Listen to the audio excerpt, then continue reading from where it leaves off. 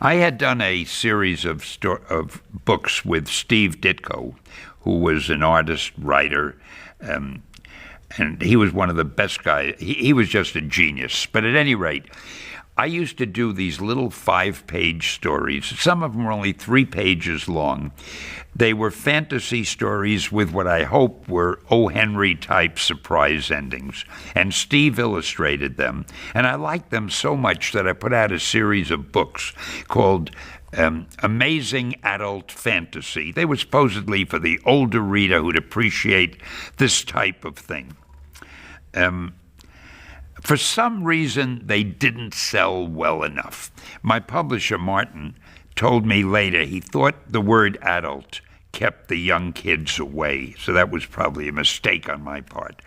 But at any rate, he decided to drop the books because they weren't selling.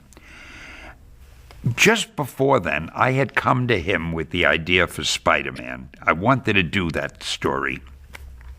And he said to me, that's the worst idea I ever heard. He said, Stan, first of all, people hate spiders. You can't call a book Spider-Man. Nobody will buy it.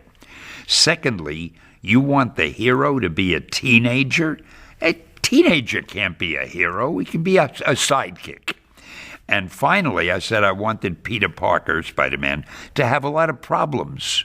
His life isn't that easy. He said, Stan, he's a superhero. Don't you know what a superhero is? They don't have those kind of problems.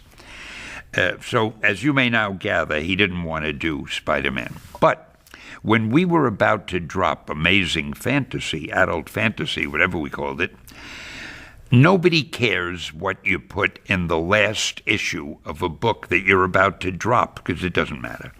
So just for fun, I asked Steve to work on Spider-Man with me. We did the Spider-Man story, featured it on the cover of the last issue of Amazing Fantasy. Went out there, forgot about it. Some time later, Martin came into me. He said, boy, that book really sold. And he said, you know, Stan, you remember that Spider-Man that you and I liked so much? Why don't you do a series? And that's really how it happened.